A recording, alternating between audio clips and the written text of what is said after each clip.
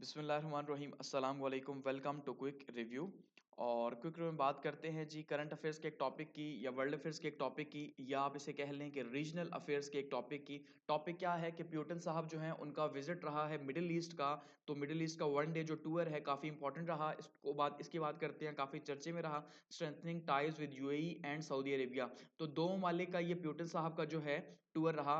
ये सबसे पहले जो है वो यूएई इन्होंने लैंड किया, ठीक है, दुबई के अंदर। और वहाँ पे इनकी मुलाकात हुई दुबई के शेख साहब से। यहाँ पे ये आप इस पिक्चर के अंदर देख सकते हैं मीटिंग। और दूसरी जो इनकी मीटिंग रही है, फिर उसके बाद वहाँ से वो गए हैं सऊदी अरेबिया। और वहाँ पे जो है मोहम्मद बिन सलमान जो हैं, जो डिफेक्टर रूलर हैं, उनसे मुलाकात हुई है प्यूटन साहब की, ठीक है। और काफ़ी जो है दोनों ममालिक में काफ़ी शानदार किस्म का वेलकम मिला है इन्हें। तो अब डिस्कस करते हैं इसे। देखिए ये मल्टीपल वेज में इंपॉर्टेंट है। अब देखिए सबसे पहले अगर हम समझते हैं कि इनका वेलकम कैसे किया गया, उसके बाद हम आगे डिस्कस करेंगे क्यों इंपॉर्टेंट है। देखिए 4 फाइटर जेट्स जो है माना जाता है रशियन जो प्रेसिडेंट है व्लादिमीर पुतिन साहब। अब आपने ये दिमाग में रखना है कि ये वो बंदा है पुतिन जो जिसके खिलाफ पूरी दुनिया खड़ी है। और यूक्रेन वॉर की वजह से जो है इनके खिलाफ पाबंदियां लगी हुई हैं। और जो आईसीसी है, इंटरनेशनल क्रिमिनल कोर्ट है, उसने मार्च से इनके जो है वारंट अरेस्ट किए हुए जारी किए हुए हैं कि भाई इनको पकड़ें। समझ गए बात को। तो अब ऐसे बंदे को जो प्रोटोकॉल मिल रहा है उसकी हम इसलिए डिस्कशन कर रहे हैं कि 4 फाइटर जेट्स जो है वो प्रेसिडेंट व्लादिमीर पुतिन साहब को जो है वो उन्होंने सलामी दी, आप कह सकते हैं वन डे टूर में। और साथ में जो है वो सऊदी अरब के अंदर भी गए हैं और वहां से इन्हें जो है बहुत शानदार किस्म का जो है प्रोटोकॉल मिला है। बुध वाले दिन जो है, यानी बुध वाले दिन आप कह सकते हैं 7 दिसंबर को, ठीक है। तो 7 दिसंबर को जो है ये वहां पे पहुंचे हैं। और उसके बाद जो है इन्होंने यूएई का विजिट किया। और फिर जो है और वही दुबई जो है, जिस दुबई के अंदर ये उतरे हैं, लैंड किया है, वहीं पे जो है COP 28 हो रहा है। और दुनिया पूरी यहाँ पे इस टाइम पे जमा की हुई है COP 28 के अंदर। लेकिन आपको पता है कि रशिया, जाहिर बात है, अब वो वॉर की वजह से आइसोलेशन का शिकार है। तो वहीं पे वो लैंड भी कर रहा है और वहीं पे एक साइड पे जो है ये समिट भी होस्ट हो रहा है। इसके साथ साथ 21 गन सैल्यूट्स इन्हें दिए गए हैं यूएई की मिलिट्री जेट की तरफ से। और एक बहुत ही कलरफुल सा जो है वो इन्हें वेलकम किया गया है, जो आसमान के ऊपर भी यानी देखा गया। इस तरह जाहिर बात है जब जेट्स उड़ते हैं तो वो उनके डिफरेंट कलर्स होते हैं, तो वो सारा जो है इनका प्रोटोकॉल था। तो इस तरह से इन्हें जो है इतने शानदार तरीके से वेलकम किया गया।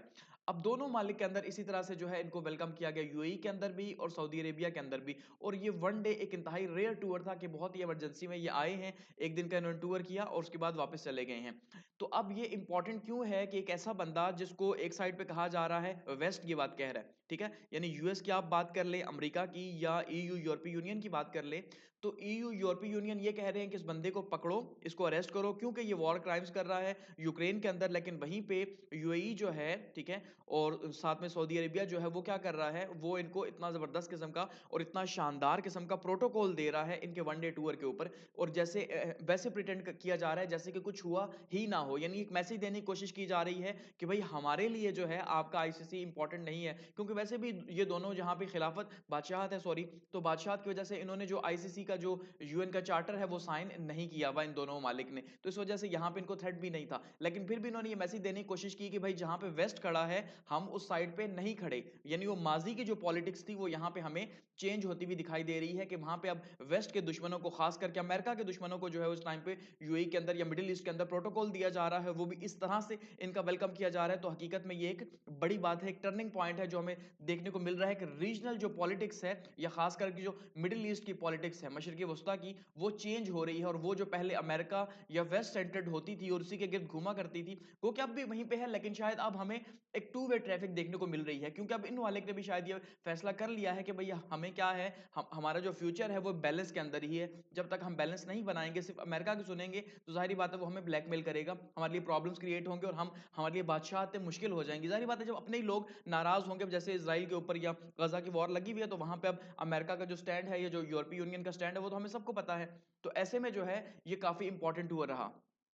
अब टाइमिंग इसीलिए इंपॉर्टेंट है, एक बिग क्वेश्चन है कि एक साइड पे COP 28 हो रहा है दुबई के अंदर, और दूसरी साइड पे जो है दुनिया आइसोलेट कर रही है रशिया को, और वहीं पे जो है इतने शानदार तरीके से इनको प्रोटोकॉल दे के बुलाया जा रहा है वहां पे। और दूसरी साइड पे उसी मिडिल ईस्ट के अंदर जो है वो 400 से 500 किलोमीटर के फासले के ऊपर क्या हो रहा है जी, वहां पे वॉर भी लगी हुई है। और उसी वॉर में जो है रशिया का जो स्टैंड है वो इसराइल के अपोजिट है। गो के इसराइल के साथ उसके अच्छे रिलेशन है, ऐसा नहीं है कि उसके साथ रिलेशन नहीं है, लेकिन उसके फलस्तीन के साथ भी रिलेशन है।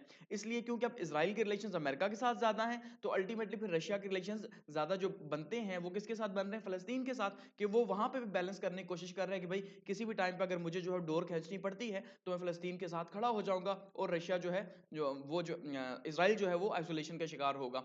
और साथ में ये टूर इसलिए भी था, जो एक्चुअल जो पर्पस था वो ऑयल कट्स के हवाले से था, ठीक है, कि ऑयल कट्स के हवाले से अभी आपने देखा कि 30 जो है वो दिसंबर को, 30 नवंबर को सॉरी, 30 नवंबर को क्या होता है, एक जो है वो समिट होता है या एक मीटिंग होती है, आप ये कह सकते हैं ओपेक के जो कंट्रीज हैं, ओपेक प्लस कंट्रीज जो ऑयल प्रोड्यूसर कंट्रीज हैं, ठीक है, खास करके ज्यादातर मिडिल ईस्ट के अंदर हैं और कुछ अफ्रीका के अंदर हैं, ठीक है, तो ये जो कंट्रीज हैं ओपेक के कंट्रीज, इनका इजलास होता है 30 तारीख को, क्योंकि आपने देखा कि ऑयल की जो प्राइसेस हैं वो इस टाइम पे बहुत नीचे आई हुई हैं, यानी वो $81 पर बैरल पे आई हुई हैं, जो कि $98 पे थी कुछ टाइम पहले। तो अब ये नीचे आई हुई हैं और इससे नुकसान हो रहा है किसको, सऊदी अरब को भी, सऊदी अरेबिया को, जितने भी ऑयल प्रोड्यूसिंग कंट्रीज हैं उनको नुकसान हो रहा है, लेकिन खास करके सऊदी अरब की जो ऑयल इकोनॉमी है वो, और साथ में जो रशिया है, इसको नुकसान हो रहा है। तो अब इसलिए ओपेक कंट्रीज से सऊदी अरेबिया ने ये कहा था कि आप ऐसा करें कि हम अपने ऑयल जो जितना पैदा कर रहे हैं प्रोडक्शन, इसको कम करते हैं, क्योंकि जब हम प्रोडक्शन कम करेंगे तो क्या होगा, सप्लाई कम हो जाएगी, तो सप्लाई कम होगी तो अल्टीमेटली डिमांड बढ़ जाएगी, जब डिमांड बढ़ेगी तो प्राइसेस राइज होंगी,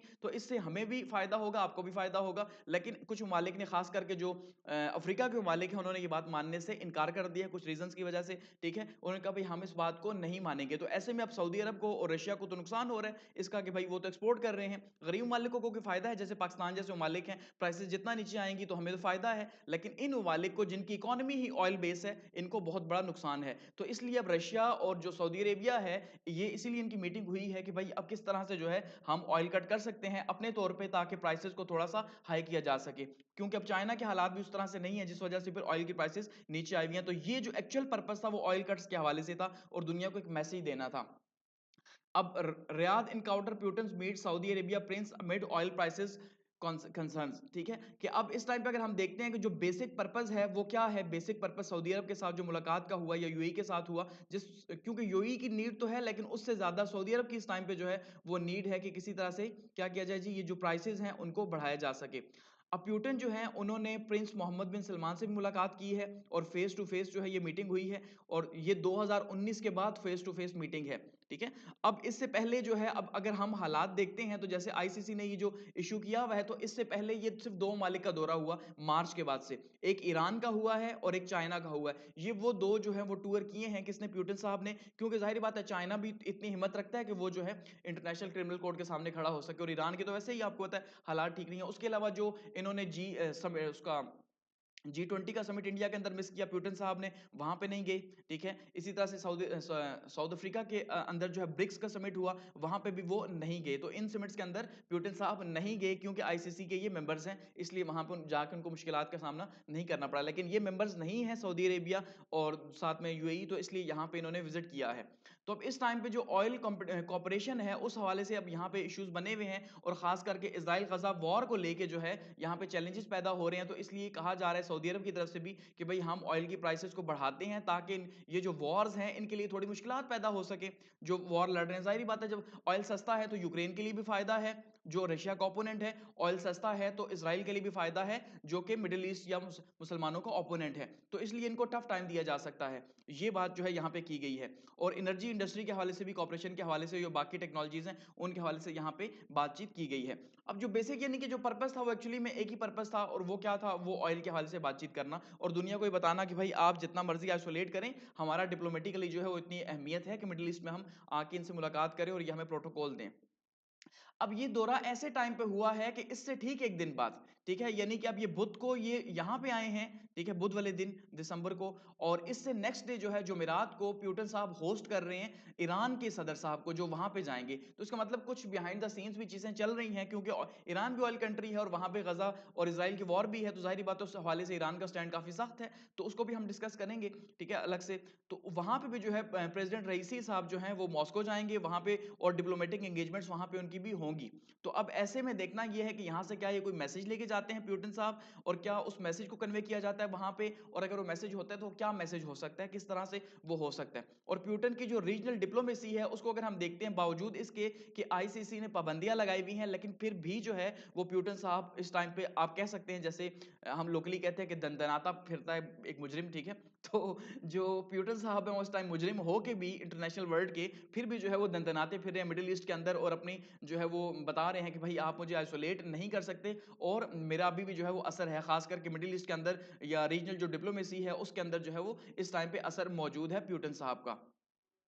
अब पोटेंशियल रोल की अगर बात करते हैं गजा इजराइल कॉन्फ्लिक्ट के अंदर, तो इस टाइम पे ये उम्मीद की जा रही है कि शायद मीडिएशन का रोल जो है वो प्ले कर सके जो रशिया है, क्योंकि रशिया के जो ताल्लुकात हैं वो दोनों के साथ अच्छे हैं। यानी कि जो प्यूटन साहब हैं उनके ताल्लुकात जो है वो इजराइल के साथ भी अच्छे हैं और पैलेस्टाइन के साथ भी अच्छे हैं। तो जब दोनों के साथ अच्छे हैं तो इसलिए शायद ये हो सकता है कि जैसे कतर जो है उस वो एफर्ट करता है, दोनों के साथ उसके भी ताल्लुकात हैं, तो शायद यहाँ पे भी कोशिश हो सकती है कि रशिया जो है वो उसको अगर कुछ ले दे वाले मामलात हो या कुछ इस तरह का सिस्टम बने, क्योंकि अब जाहिर बात है उसने भी मैसेज कन्वे करना है, क्योंकि जो सऊदी अरेबिया है, ठीक है जी, सऊदी अरेबिया उसके ताल्लुकात किसके साथ हैं, उसके अमेरिका के साथ भी हैं, और यूएई के ताल्लुकात भी जो है वो अमेरिका के साथ और इजराइल के साथ भी हैं। तो शायद यहाँ से कोई मैसेज वहां तक जाए और उस मैसेज के थ्रू जो है वो कुछ ना कुछ आगे प्रोसेस बढ़े। आपने देखा जैसे अभी जो है वो यूएन अपना आर्टिकल 99 यूज करने का कह रहा है कि उसके थ्रू अगर वीटो पावर नहीं आती यूएस की तरफ से तो शायद यहाँ पे सीज फायर हो जाए, ये उम्मीद की जा रही है। चांसेस कम है लेकिन देखते हैं अब क्या होता है। तो एट द एंड हम ये कह सकते हैं कि अब बैलेंसिंग जो है वो टाइज की जा रही है, और खास करके मिडिल ईस्ट के अंदर भी कि वो बैलेंस करने की कोशिश कर रहे हैं